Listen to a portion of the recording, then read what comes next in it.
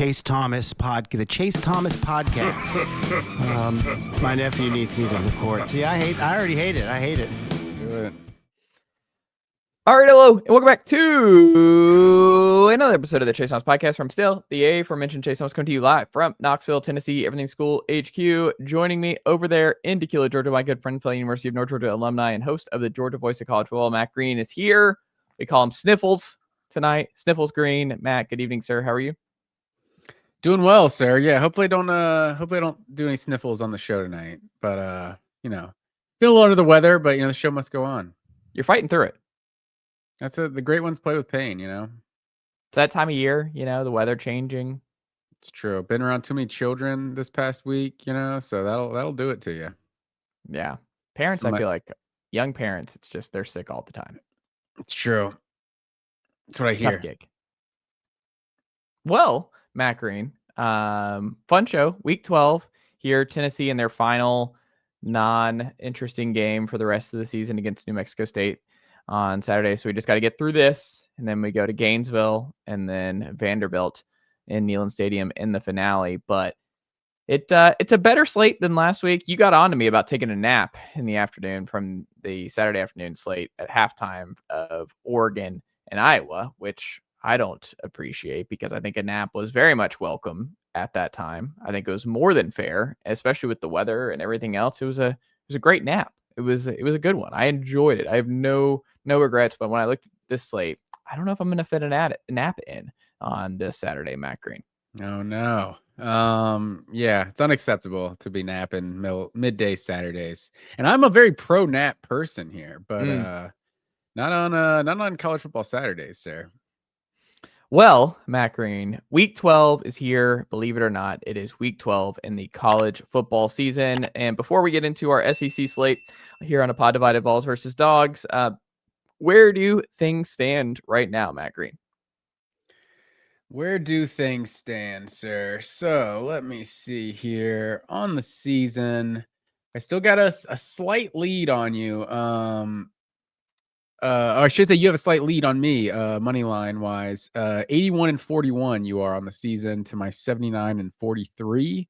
And then against the spread, I still got a 4-game lead on you. I am 63-59 on the year, and you are 58-65. So Zeus with his home dogs of the week is 8-4 on the season. So we'll see if we may have another good week. Not a lot of home dogs to choose from this week, so we'll see what he can come up with. That's true.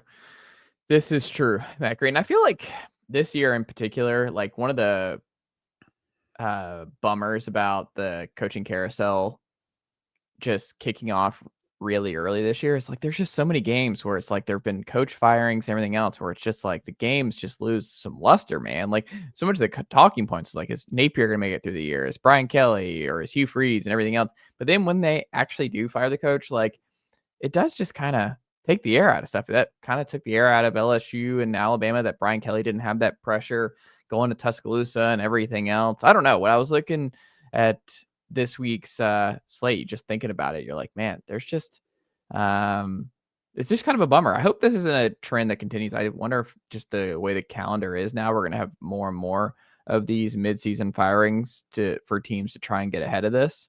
But it is kind of a bummer for the second half of the year because, man, it just feels like the SEC in particular is kind of like it takes away some of it. I like coaches having to get to this close to the end as possible so we can see it through, Yeah, I'm with you there. I mean, 25% of the league has fired their coach this year. And I mean, there's more and more talk too about Shane Beamer going to Virginia Tech too. So maybe there's 5 of the 16 teams are replacing the coach. But yeah, I'm not sure in general. I just don't agree with firing coaches like as early in the season as some of these guys. Like in general, I don't want to fire a coach mid-season, like ever. Like just in general, I feel like it just has to be really bad. Maybe someone like Arkansas where you have like kind of an obvious guy who could be the interim, who could potentially be the long-term guy. So like maybe you want to give him a shot, but like, are you really judging Petrino as like a coach for his 20, however many years as a head coach in college football? Are you going to judge him for these like 5 or 6 games he coaches like this year? Like, I don't know, but I don't know. It just, in general, like you can be on the hot seat and just let everything play out and then be like, yeah, we're going another direction. Like, especially this year, maybe this year will de-incentivize that sort of thing because no one's getting ahead of anything. Like LSU clearly isn't getting ahead of any kind of coaching search. Like they're searching for a president right now and then an AD and then maybe they'll get around to hiring a football coach. Like, so I don't think you're really doing. And then Florida wants Ole Miss. Florida wants Lane Kiffin, I should say, and Ole Miss is a playoff team. So I don't know how much longer they're going to wait too. It's like no one's actually getting ahead of the coaching search and like, oh, we have our guy now. I mean, maybe Florida has got all the negotiations and stuff in place for Lane Kiffin or something. Who knows? I know there's more and more smoke about that lately, but I don't know. In general, like just I feel like you let a guy finish out the season. I guess the calendar kind of changes things, but I don't know. Now you're recruiting instead of Hugh Freeze just recruiting players. Now you just don't have a head coach to recruit anybody for the early signing period. Like maybe you get people on board through November, and then they're like, "Oh, okay, well, let me see what the next guy what it looks like with who they hire the next guy." But I don't know. You're like without a leader for like a month or two before signing day. It just, I don't know. I'm hoping this is a trend that doesn't continue. I agree, Matt Green. Well, let's kick things off. The game of the weekend, Under the Lights in Athens. Tickets were like what? Minimum 600, 600, 700 for this game. What was the lowest you saw? I'll be honest. I haven't even really looked this week. I just like accepted that it was going to be insane and haven't even really considered it. But yeah, I'll see if I can find something. But yeah, it's an expensive ticket for sure. Probably. And I was kind of worried a few weeks ago because there's nothing worse than playing like one of these big time games with versus a team that you know has a big time roster that's having a down season. It just takes all the luster out of the game. And then also this team can beat you because they have a bunch of good players. If they play right that Saturday, like they can beat you, like a Florida, for example. But yeah, I don't know. I'm glad that Texas has kind of turned it around, at least turned a corner. I don't know if they turned it around or if they've just beat Mississippi State and Kentucky and Vanderbilt. Like Vanderbilt's better than normal, but beating Mississippi State, Kentucky, and Vanderbilt in the fashion that they did is usually not a glowing, endorsement by any means. Well, it's going to be a big game. I do think Texas is playing the best. This game's a lot more interesting than it would have been to me 3 weeks ago, I guess, give or take. But the Horns have, I think, I don't want to say hit their stride, but they have played well enough of late, especially offensively, that this game is going to be more interesting to me. Georgia's home winning streak, obviously ending this year. They're not the same Georgia team, but they're also coming off their best SEC performance on the road in Starkville against the Mississippi State Bulldogs. Really looked like the Georgia of old. Texas, one of the best rushing defenses in the SEC in FBS. Georgia obviously starting to figure some stuff out with Noah Frazier and Chauncey Bowens. Like, how does that matchup play out? But to you, Matt Green, what's the biggest advantage you see for Georgia beating Texas once again here in Athens? And when I say once again, I just mean in the matchup, because this is the first time that Texas has come to Athens, right? Like ever? Yeah. I was looking at the all-time series. There was a couple bowl games, but I think there was like some old games that they had played against each other. I had it pulled up somewhere. No, you're right. They played in Atlanta back in 1957.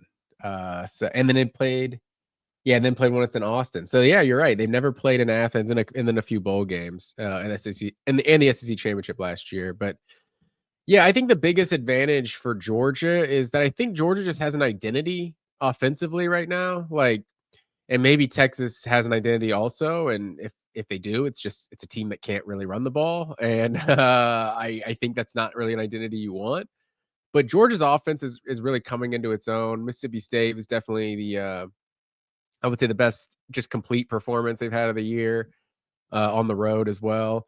But just the fact that Georgia's got multiple ways to beat you, like Georgia could keep this on the ground, and other than the fact that Texas has one of the best run defenses in the country this year, I think that's kind of the X factor. Like I think this game has blowout potential if Georgia's able to run the ball, then they can kind of do whatever they want offensively. But assuming Texas kind of limits that run, like if you told me the Alabama game ahead of time that Georgia, I think they won like the rushing battle like 220 to like 110 or something like that. If you'd have told me that before the game, I would have guaranteed a Georgia win. But Ty Simpson was able to just pick apart Georgia's offense the whole day and convert basically every third down they attempted. I just don't trust Arch Manning to do that. Like Arch Manning is a good player, but with this Texas offensive line, and I earlier this week had some Texas guys on my show to talk about the game and everything, and I guess they've shaken up their offensive line a little bit the last couple weeks, and they like it better right now than they have previous points in the season, but. Yeah, I mean, I just think Georgia is just so good at making teams be one-dimensional, and Texas has kind of made themselves one-dimensional this year with their inability to run the ball. And the fact that Georgia's got multiple ways to beat you offensively, I think has to be an encouraging sign. Yeah, I think that's fair. There's some other stuff that I think is interesting too, which is like, so Georgia's allowing 17 points per game at home. I think that will be interesting if that holds, if they're able, does that benefit Texas more if this is a low scoring type of game, or does it benefit Georgia more if it's that kind of game? I tend to think it probably benefits Georgia more. I think Texas probably wants to get in the back. Oh, go ahead. I just think Texas has had a better defense than Georgia this year for the most part. So I think that kind of plays to what they want to do and keeping the score low. But I think Georgia, but that's another thing. I think Georgia can win a shootout. I think Georgia can win a 20-17 type of game also. Well, I guess the reason I think I would probably lean more towards Texas needing this to not necessarily be a shootout, but be a higher scoring game is that the offense needs to be playing well. I think for them to have a chance, Arch has to have a really good game. Like, you're not going to go into Athens if Arch does not have a really, really good football game. I'm not saying he has to have a Heisman coming out party, but Arch needs to be better than Gunnar Stockton on Saturday, and Gunner's been a much better quarterback this year. So for me, part of the reason I think it needs to be closer to a shootout for Texas is that, yes, the defense is legit, but I don't think you can beat Georgia in Athens unless Texas's offense has an A-plus performance, and that starts with QB1 and Arch Manning. To me, I feel like that's kind of why they need that more than Georgia in this football game. But Texas is also top 10 in turnover margin, I thought was interesting in all of FBS, and Georgia is 76th in turnover margin. Does it feel like they're that bad when it comes to turnover margin this season, Matt Green? Have you noticed that week to week? I don't think it seems that bad because the offense isn't turned it over very much. I think that turnover margin is mainly because the defense just isn't making those plays. And I think for most Georgia fans, it probably feels worse than it actually is defensively because Georgia just expects to have like the best defense in the country when you got Kirby Smart and Glenn Schumann. So when you have like, I don't know where they rank like nationally and, certain things, but if they're the 15th best defense in the country, that just 20th, I don't know, it could be worse. That feels awful when you're Georgia. So I think just from like turning the other team over, that's not surprising as Georgia hasn't forced a lot of turnovers. But on the flip side, I think Georgia's done a pretty good job of taking care of the ball. But yeah, I mean, Alabama, like the Alabama game, like you turned it over once and it was on your own 10. And that was, you gave Alabama a field goal. The defense did stop them and forced a field goal there, but that's the one turnover in that game. And in a game you lost by 3, like that's basically the difference. That's fair. With all that being said, I don't think Texas is going to win this football game. I think Alabama was a unique team that was built to kind of give Georgia problems. Obviously, they jumped on Georgia in back-to-back seasons in very similar fashion. I don't think Texas has that kind of juice. That's the reason that it was not very similar fashion. They were down 28-0 last year. It was very different this year. I think that was an extreme version last year, but I'm just saying Alabama did really well in the first half again. I think that's kind of the blueprint against Georgia is you need to, whatever you're going to do, if you're going to have a shot, and this is what Tennessee did. Tennessee had such a great first quarter where Joey Aguilar's 14 of 14. They're taking downfield shots. They're up a couple scores. Like they put Georgia on their toes. Like Georgia was reeling going into halftime. Now, Georgia came all the way back, but that's what Georgia does. Like the Kirby death march in the fourth quarter and everything else. You have to build some kind of cushion in the first half against Kirby and the Dogs. Like if Texas is down 13-10 at the half, I don't think they are going to win that football game. But if Texas is up like 17-7 or something, 20-7, I think they have a shot. Like I don't think they're winning by double digits or anything, but I think that's your only chance because I think Georgia does a better job than just about anybody in the SEC of cleaning up whatever first half mistakes they had and then building off that and cleaning as much as they possibly can up in the second half and playing really strong. So I feel like they played their best football in the second half. They've been a bend don't break team, obviously really strong. They're really strong mentally because they just don't really get phased when they have bad halves and they play these one score games really well. But yeah, I think this is going to be close. I think Texas defense will keep them in this football game. But I think the offense has to come up in a big way. And I think for Arch, I don't think he's going to be pressured in a crazy rate from this Georgia front. We'll see on that front. Will Ryan Wingo and some of these Texas wide receivers are going to be able to challenge Georgia's young secondary? I think that'll be interesting to watch. But yeah, how much does CJ Allen and company, Chris Cole and whoever else, how much do they get through in them? Yeah, and Raylan Wilson, like, are they able to get through the middle and knock Arch around and get him a little bit frazzled? I'm curious, but I don't think this Texas team is it this year. I think they're like a 9-3, 8-4 type of team, and I think we're kind of trying to talk ourselves back into them a little bit to give this game a little bit more juice. But I just think Georgia's gonna be fine here. I think Tech is a bigger matchup problem, honestly, for Georgia here in a couple weeks than Texas. So give me Georgia. Let's go Georgia 30, Texas 20. Georgia winning and covering. Yes. Yeah, I'm a little worried about just how little kind of buzz there is around Texas this week. Like, I don't think there's many people giving Texas much of a shot, even though I would say the line has moved down, right? I mean, it was 6.5, now it's 5.5. So maybe there's more money on Texas. Maybe I'm wrong about that, but that could just be because people don't trust Georgia because Georgia every single game seems to be so close. But yeah, like the SEC championship a year ago, was it 3-3? I feel like every single Georgia fan going in the halftime 3-3, it's like, oh, we got this game. Like we always play bad in the first half, and it's 3-3.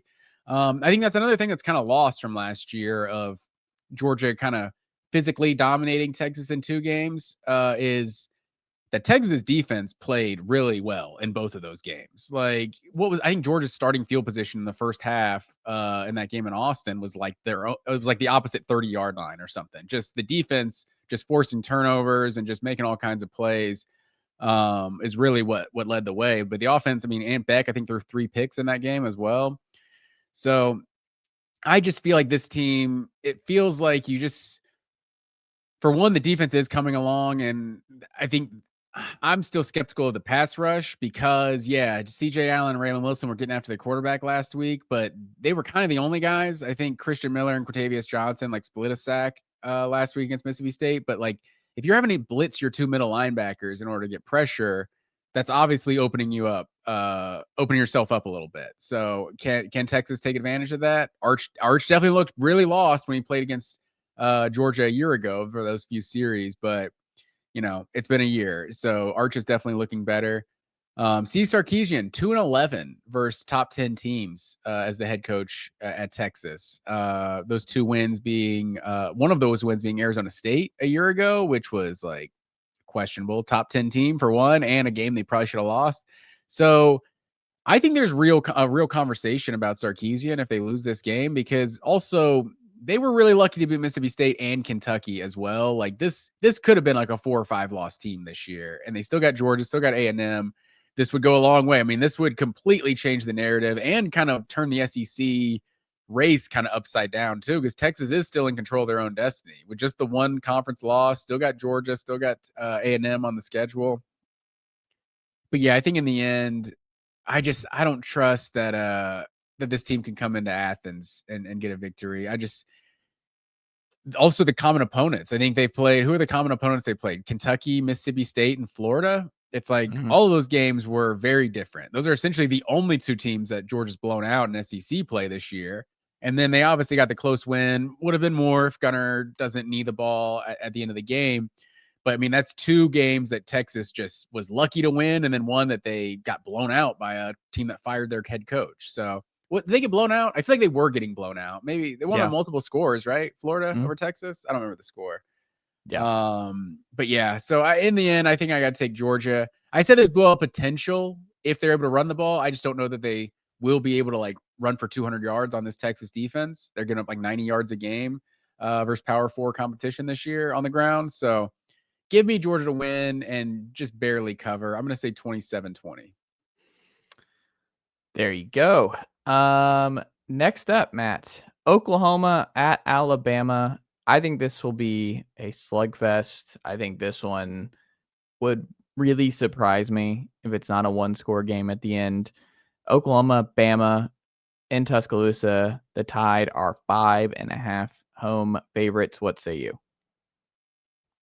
Yeah, I feel like the 5.5, I guess I'm talking out of both sides of my mouth here. I feel the 5.5 kind of surprised me just because it just feels like there's a very different vibe around this game. But I guess Vegas is kind of leaning the way that I'm leaning because I think we're kind of, I feel like we're misevaluating this Alabama team this year. Like because Ty Simpson has been so good this year, it's kind of like, I feel like Alabama's being treated like this juggernaut that I'm not really sure they are. Like, you look at their games this year, it's just obviously they lost to Florida State. They've come a long way since then, but what was Missouri? Beat Missouri by 3, beat South Carolina right there at the end. Like LSU was not easy for a LSU team that's been bad all year. Like that was just kind of an ugly game. Alabama hasn't really dominated anyone all year. Obviously beat Georgia close, but Georgia's a top 5 team, but I would be shocked if Alabama wins this by like multiple scores. Like I think Oklahoma's defense has been so good. I think Alabama's better than Tennessee. That's not like a hot take or anything. But going on the road and winning in Knoxville a week ago, or 2 weeks ago, that gave me a lot more confidence in Oklahoma because I think John Mateer also had a bad injury. And I think a couple of weeks he was clearly like not himself. And I think maybe the hype has come down. He was just a little overrated there for the first month of the season. But he's still a really good quarterback, really dangerous quarterback that I think he had, like 80-something yards rushing against Tennessee. Mm-hmm. Like, I expect Oklahoma to give Alabama everything they want. But so I'm going to take Oklahoma to cover, but I think Alabama will find a way to pull this one out again. Give me Alabama. I'm going to say 23-21. Interesting. Yeah, there's a couple different things here that's pretty interesting. Like Bama, 51st in rushing defense and conference play. Like John Mateer's legs were a huge part of Oklahoma's success in the second half in Knoxville 2 weeks ago. But Oklahoma's offense didn't really flash. They don't have a lot of juice at receiver. Deion Burks, I just feel like we keep waiting for a breakout game from him, the Purdue transfer.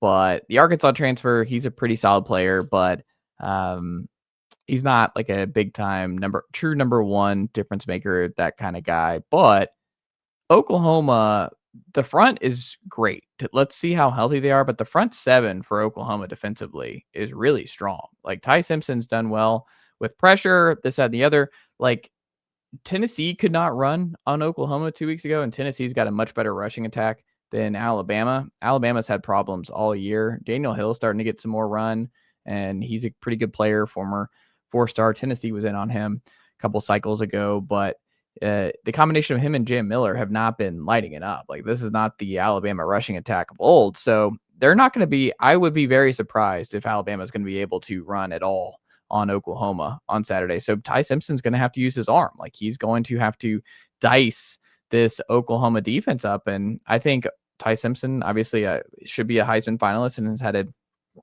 great year, but I am curious how that goes because I think Oklahoma will take away the rushing attack and he'll continue to have to do what he's done for the majority of the season with kind of the rushing issues Bama's had offensively. But they are number 7 in turnover margin in all of FBS when they're playing at home. I think that'll be pretty key in this game if John Mateer or anybody on the Oklahoma offense makes some some unfortunate errors, because that's the thing about the Tennessee game 2 weeks ago is like Tennessee should have been up. The game should have been over for Tennessee in the first half. Like Tennessee, they shot themselves in the foot over and over again. I mean, that first half, like they were moving the ball at will, taking deep shots, everything else. Tennessee hurt themselves. Tennessee threw that game away in the first half 2 weeks ago. Bama could jump on Oklahoma. I don't think Oklahoma is a CFP bound team. I think they're kind of like Texas, somewhere in that 8-4, 9-3 type deal. They need this win, obviously, probably to stay, to feel good about, to feel great about their college football playoff chances. But I just don't think Alabama's going to make the same mistakes that Tennessee did 2 weeks ago at home to give this game away. I mean, Tennessee has not played complimentary football across the board in any of their SEC games, really, all season long. And I don't think that's been Bama's MO. So I think Bama's going to be fine. I think Oklahoma, their front seven keeps them in this football game and keeps Alabama from pulling away. But I do think Alabama gets this win at home. So let's go Alabama 31, Oklahoma 28. All right. So we're right there together. Bama wins a close one. Yeah. I'm just not sure Oklahoma can score 28 points on anybody. That's fair. I mean, they might not. I mean, they might have a defensive touchdown in this game. You could have a scoop and score or something like that. Did they have 3 last year? Or they had 2? They had 1 2 weeks ago. I mean, they had the Greg Jennings. I put the team on my back though.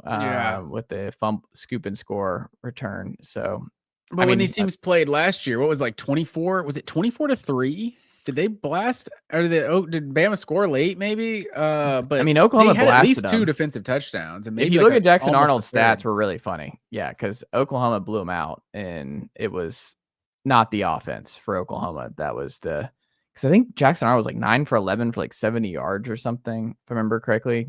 Did he play in that game? That wasn't Hawkins playing in that? No, one? that was Arnold. Okay. Yeah, I don't even remember because it was the defense that was the reason. Yeah, 24-3 was that final a year ago. Florida at Ole Miss, 15.5 home favorites. Ole Miss lost in Gainesville last year, looking to right some wrongs there. What say you, Matt Green? This just feels too high to me. Like I don't respect Florida or anything like right now. Like obviously fired the coach and everything, but they just have a way of laying an egg when they play Kentucky. Like, and I almost just like I don't want to look into it anymore. Like I feel like you just throw that Kentucky game out. Ole Miss is just they've played a lot of these mediocre teams in the SEC pretty close this year. Like whether it's Kentucky, and that was a home game, right? Or was was that at Kentucky?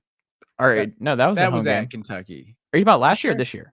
This year. This year was at Kentucky. That was at Kentucky, and then and like LSU was a home game. Like and LSU, maybe they were a better team at that point in the season before the wheels kind of fell off. But they've just played a lot of close games, and I think this is going to be another one. So, and maybe not super close. Like maybe it's not one score, but 15.5 just feels way too high to me. I'm gonna say Oklahoma or Ole Miss wins this one.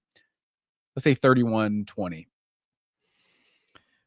Yeah, Florida this covers. One's just, if Ole Miss doesn't blow out Florida, I'd be surprised. Like this just feels like even with Ole Miss being able to coast here, really to make the playoff this season, a lot of distractions, obviously with Lane Kiffin. I mean, the conversation about this game is going to be all about, is Lane Kiffin going to be the next coach at Florida? Like a lot of this game in the broadcast, I'm sure will be wondering aloud what Lane Kiffin's going to do, this, that, and the other. But there's some weird parts to this game to me. So do we get Kentucky, Florida, or do we get Georgia, Florida in this game? Because they're two very, very different teams. This is the game that Florida gets up for, and because they have the talent. But when I say they have the talent, it's kind of different. The Wilsons, Eugene, and Dallas are gone for the year. DJ Lagway got benched. They're both last out week. for the year? Yes. Okay. Lagway is starting. They said yesterday Lagway's starting. So, I mean, but you're seeing that he's got kind of a... Is that a good thing? Oh, it's not even just that, but like, you got pulled last week. So if he's struggling, do you go to Tramel Jones again and see what you have there? So I don't know. How much do we see? Do we see them alternate a little bit? Like I'm really curious how the Tramel Jones, DJ Lagway controversy at the quarterback spot continues on this week, or if there isn't one, and DJ Lagway just plays a fantastic game for the Gators. So I think that's something that could definitely be in the cards in this one, Florida getting up for it. But the difference is, like, Florida is just a much worse team on the road than they are at home. They're 120th in first downs on the road. You saw them get absolutely blasted in historic fashion in Lexington last week. Georgia's technically a road game, but not really. Like, it's in Jacksonville. A lot of Florida fans. It's not really a road atmosphere. You could say away from home if you want Yes. to throw it in there to those stats. I don't think they're going to travel here. And it kind of scares me with Tennessee obviously going to Gainesville next week. But I think this has been kind of a murderer's row for the Gators here down the stretch. And I don't think they're going to be able to keep this close. I think Ole Miss is just, they're good. They're a really good team. They're right there towards the playoff. And I think Florida is reeling, and just, I don't see it. Like, I don't see them giving a heavy punch landing a heavy punch against the Rebs here. So let's go Ole Miss 38, Florida 17. 38-17. Are you not worried about maybe some distractions of Lane Kiffin? 1 foot in, 1 foot out the door? I think Lane's handled it really well. Like, I just think the team knows. Like, he's done a really good job, so his name's in rumors. Like, that's just part of the deal. He's, like, in it for LSU. He's in it for Florida. He's just having a really great year, building off a previous great year. And I don't know. I think Lane's doing a great job at handling that week to week. So I don't think that's anything new. The rumors have been swirling for weeks, so I think he should be fine. Yeah, that's fair. They were up 7-3 at the end of the first quarter last week, and then outscored 35-0 in the last 3 quarters at Kentucky. But to your point, they're 0-4 on the road this year, and they're averaging just over 10 points a game in those 4 road games. So not a great key for Florida there. But yeah, I don't think they win, but I'll say they cover the 15.5. There you go. South Carolina A&M 19.5 home favorites of the Aggies. This is one, folks, you don't have to watch this football game, right? Like, you don't have to watch South Carolina at Texas A&M. This was one before the year we thought might be a huge deal. It is not, now that we're here in mid-November. South Carolina is 123rd, Matt Green, in scoring offense versus conference foes and all FBS. Obviously fired Shula here a couple weeks ago. The offense is just a mess. The offensive line's a mess. They haven't been able to run the ball all year. Not enough juice at receiver. Lenora Sellers has had obviously a season to forget. But yeah, Texas A&M is going to be undefeated going into Texas in the final week of the season. Like, that game will be to see if Texas A&M can finish the season undefeated. And we'll find out here in a couple weeks, but I don't see this game being close. I think A&M blasts South Carolina in this football game. Give me A&M 38, South Carolina 7. Yeah, 19.5 is just such a huge line in an SEC game. How did this get the noon ESPN slot? I don't know. The noon ESPN slot, like the post-college game day slot, is a quality, like, viewing spot. You put this at 7:30 on SEC Network. Like, that's definitely the game that this should be. But I don't know. I feel like before we had our conversation last week about A&M, I feel like I was much higher on A&M. And now I'm seeing everyone kind of dissecting their schedule a little bit. I'm like, man, they really are just beating up on the worst teams in the conference right now. Fortunately for them, unfortunately for South Carolina, that's another one of the worst teams in the conference. So things shouldn't be much different in this one. I don't know. 19.5.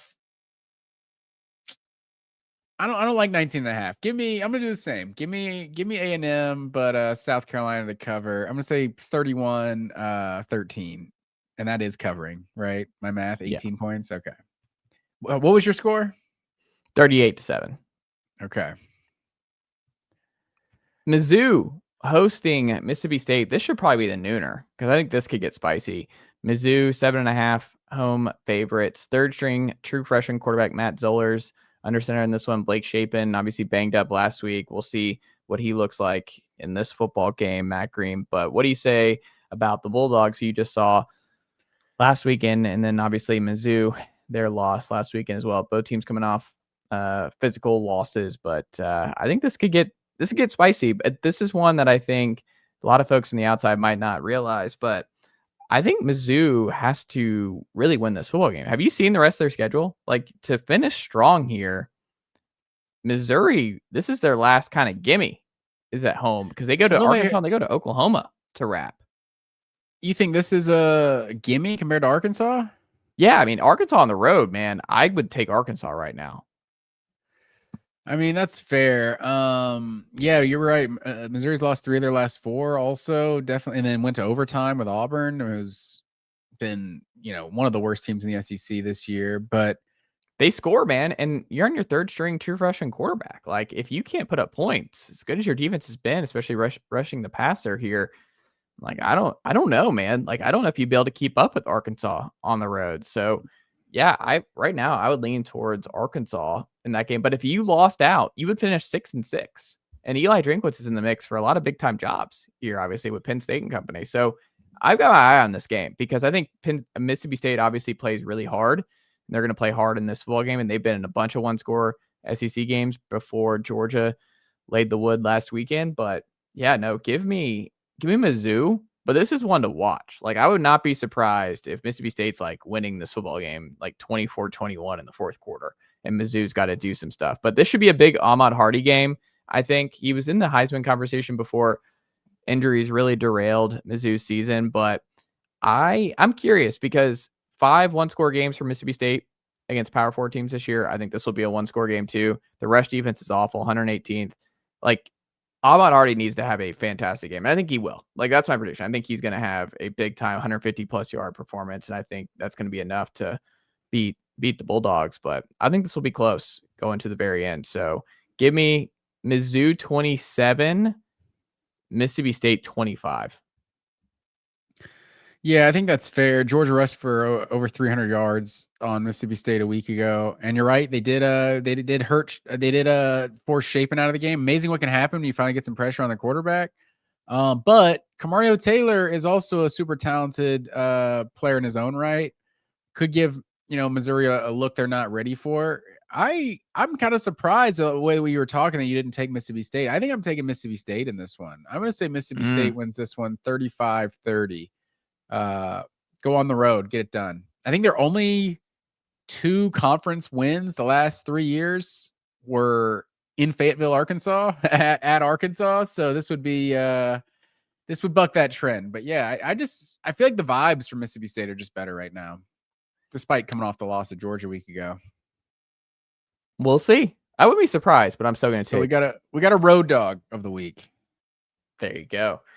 Last big SEC one this weekend, Arkansas at LSU. Another one I'm going to have my eye on. LSU 5.5 home favorites in this one. This is my upset special of the weekend. I think Arkansas is winning this game, Matt Green. I think Arkansas is just going to win this game outright. The Arkansas stuff is just wild to me. Obviously, Bobby Petrino playing to try and get this job full time has not resulted in the wins that he would have hoped here. Nussmeier going to start again. Got benched last week. The LSU offense, obviously a mess. Like, Arkansas, one of the weirder things about them is when they've won this year, they're averaging 54 points per game. It takes a lot for Arkansas to win football games offensively because of how bad the defense has been. But the offense and Taylor Green and company are really, really good. So the last 2 wins for Arkansas in this series have actually been in Baton Rouge. And I kind of wonder, how much of playing Bama last week and trying to go for it against the Tide in Tuscaloosa, like, this is you don't want to, I don't know. I think this is a letdown spot for LSU after going all out to try and upset Alabama last weekend. I could absolutely see them taking Arkansas for granted in this one and thinking they can just show up and beat the Hogs here at home. I don't think it's going to happen. I think Arkansas is going to score, and I don't think LSU is going to be able to keep up. So give me Arkansas 35, LSU 27. Yeah, I like that. They've lost, 7 straight games right now. They are averaging 30 points a game in their losses this year. So they're scoring points, and LSU, like, Who's the guy that came in for Lagway last week? Michael Van Buren. Or for Lagway or For for Nussmeier? Lagway. For Lagway and for Florida. Tramel Jones. Like, he really showed nothing. Like, there's no reason to not go back to Lagway. Like, Van Buren, at least they had some sort of pulse when he came in the game. Like, I'm kind of surprised that Nussmeier's starting again. I'm wondering how like quick of a leash he gets. Also, if like, is the team down with Nussmeier? You know, is the team, do they think Van Buren's the guy? And then they're kind of questioning the coaching decision. Like, I don't know. This offense has just been so mediocre all season, and mediocre is probably being kind. I'm with you, man. Give me the Razorbacks. First win of the season, first conference win of the season. Would you say 35-27? What's your Yes. score? Yeah, I think it's something like that. I think you're not keeping Arkansas under 30. So I like that. Let me say 38-31.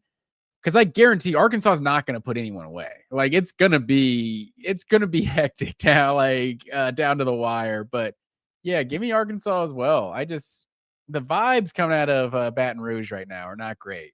Arkansas, will this be their first Golden Boot win since what? I had the rivalry pulled up here somewhere, but It's not that long. It's like 5 or 6 years, I think. I mean, that's kind of a long time, isn't it? Maybe 4. Oh man, I had it somewhere.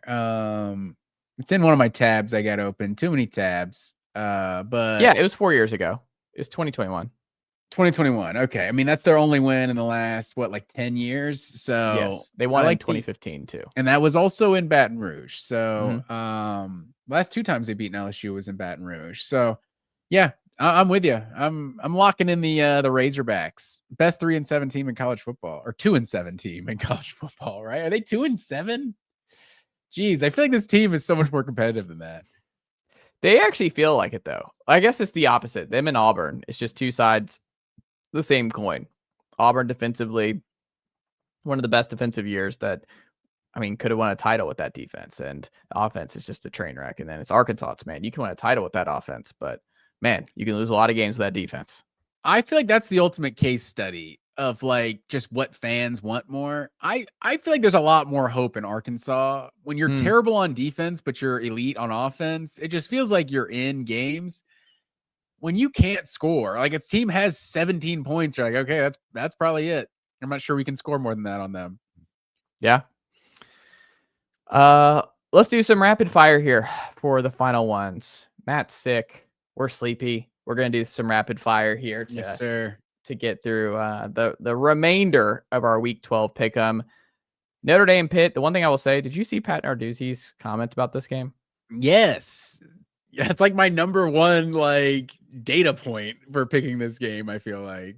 That was bizarre. Like, that was one of the more, I mean, he's kind of an odd guy, but that was one of the more bizarre things I've heard where you're like, how out of context was this? And you listen to it and you're like, huh, okay. So what were they, refresh the listeners here if they haven't heard Pat Narduzzi's comment. Basically, this isn't a must-win game. He doesn't care if they lose like 100-3 or something like that. He said Notre Dame can put 100 up on us as long as we win the next 2 after that. Narduzzi is a weird guy, so maybe he's just, playing coy a little bit, but I don't know. I feel like Notre Dame has like a tendency in some of these games that like people kind of convince themselves are big games, and Notre Dame comes out and wins by like 4 touchdowns. Yeah. I know. And never trust Pitt. Like, never trust Pitt. Whenever you think you have him figured out, you don't. Yeah, I'm with you. I think Notre Dame's putting up like 40 something this one. I'm gonna say 45-21. Notre Dame's marching to the playoff. Like, they're on a clip. They're going to make the playoff. Yeah. Like, there's no chance to me that Pitt's winning this game. Give me Notre Dame. They're a 12.5 point road favorite in this ball game. Yeah, no. Give me Notre Dame 41, Pitt 35. I think Pitt's going to score. I think this is the only home dog on our whole slate this week. So that's why that's why Mississippi State is the road dog of the week. So I don't have a home dog, but let's go with Mississippi State as being the road dog. We'll add an asterisk if they lose. We won't count that against us.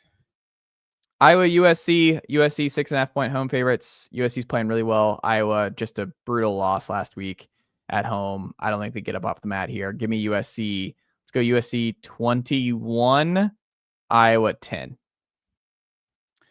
Yeah, I like that score. I think Iowa doesn't get blown out, but No. I think I'm gonna say 24-17. I think USC also takes care of business. I just kind of the same rationale as you do. Last week felt like Iowa shot to get Yeah. their like marquee win of the season, and they just kind of missed out on it. Just a couple toe taps away in the end zone. Arizona. Yeah, that's fair. At Cincinnati. Cincinnati 6.5 point home favorite. Scott Satterfield quietly having a great year. And Brendan Sorsby. I was right on Sorsby. Big Sorsby guy. Thought he was better than Rayola before the year. Sorsby was in good all year, and Satterfield's done a good job with the Bearcats. So is Brent Brennan getting off the mat after a rough year one. This is a good story matchup, I guess, between these two programs. But give me Cincinnati at home. They continue on their great year. Let's go Cincinnati 34, Arizona 30. I think Arizona covers. Oh, so Arizona covers. I agree, but I'm not picking Arizona to cover. I'm gonna say Cincinnati wins this one. I'm gonna say 38-24. I think they win this by 2 touchdowns. There you go. Final two here. Virginia at Duke. Duke coming off a brutal loss on the road at UConn. 3.5 home favorites. Virginia, obviously, bad home loss to Wake Forest, but Jake Dickert, shout out to him, doing a great job with the Demon Deacons. Give me Virginia to bounce back here. Let's go Virginia at Duke with the dub.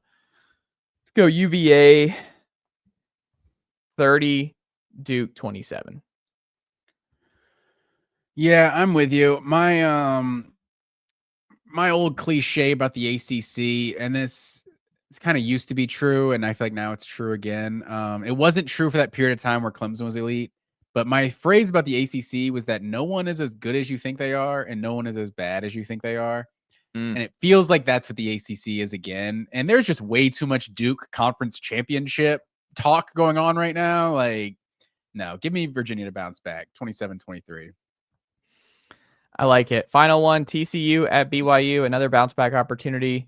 TCU rough loss to Iowa State last week, but BYU tough loss on the road. I think they get back to normal at home. Bear Bachmeier back in his home stadium. They bounce back as they march towards a rematch in the Big 12 title game against Texas Tech. Yeah, give me BYU here comfortably in a nice revenge spot at home. Let's go BYU 28, TCU 16. 28-16. This is a night game, right? At 10 o'clock ESPN start. I feel like BYU, I don't have data to back this up. I feel like BYU doesn't lose these games. They're at like 10 o'clock at home. Yeah, I'm with you. I'm going to say BYU 34-20. Okay. Well, there you have it, Matt Green. That's all I've got. What can the good folks check out from you and the team over at Georgia Voice College World this week? Yeah, check us out. Well, I guess we might not have an instant reaction this week because my boy Bo might be at the game. So we might have to come with an 11 o'clock Sunday morning instant reaction. But yeah, we're always Mondays at 7 p.m. Check us out live, and then some sort of reaction to the game, either late Saturday night or early Saturday morning or early Sunday morning. There you go. Matt Green, always a pleasure, and I'll talk to you again in a couple days. Yes, sir. Nicely done, nephew. The Chase Thomas Podcast. Hell yeah.